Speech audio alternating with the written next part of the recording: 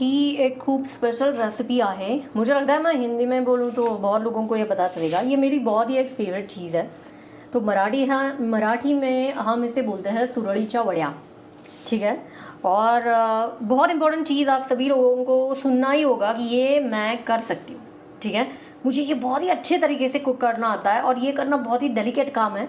सबको नहीं आता है, तो जिसको भी आता है तो लोग बोलते हैं ओ माय गॉड, कि आपको अगर ये कुक करना आता है तो you are the number one chef. तो ये मेरी बहुत ही फेवरेट चीज़ है और मैं ऐसी हूँ कि जो मुझे चाहिए वो तो मुझे कुक करना आना ही चाहिए, क्योंकि किसी को किसी पे डिपेंडेंसी क्यों चाहिए। ये अगर मेरा फेवरेट है तो जब भी मेरा मन करे तो मैं तो करके खाऊंगी। तो ये जो है ये स्पेशलिटी है हमारे घर की।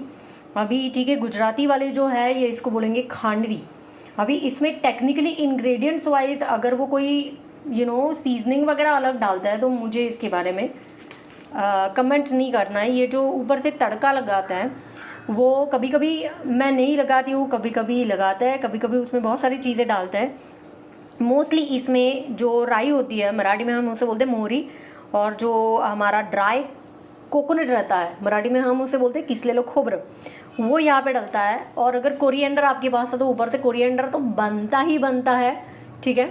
तो ये मेरी बहुत फेवरेट चीज़ है और मैं इसे मेरी नानी के हाथ से भी खा चुकी हूँ।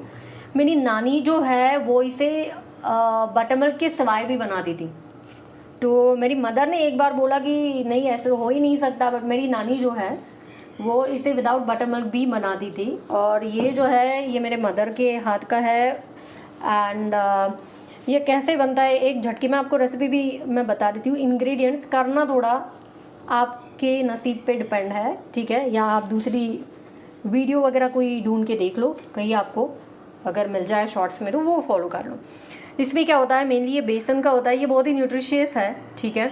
तो बेसन जो है उसमें आपको बटरमिल्क और वाटर इक्वल अमाउंट में डाल के उसको सौते करते रहना है। और इस प्रकार से उसको अगर आप क्लॉकवाइज उसको फेंटते हैं तो क्लॉकवाइज ही फेंटिए। अगर आप एंटी क्लॉकवाइज फेंटते हैं, मैं मेरे दोनों हाथों को मैंने बचपन में स्कूल में ट्रेन किया है, मतलब लेफ्ट हैंड से भी और राइट हैंड से भी मैं कुछ चीज़ें करती हूँ। तो मोस्टली मैं एंटी क्लॉकवाइज सौते करती हूँ कोई भी चीज़। तो जैसा भी आप करते हो वैसे आप कीजिए, तब तक कि वो लचीला ना हो जाए और उसमें कोई भी गुठलियाँ नहीं बननी चाहिए।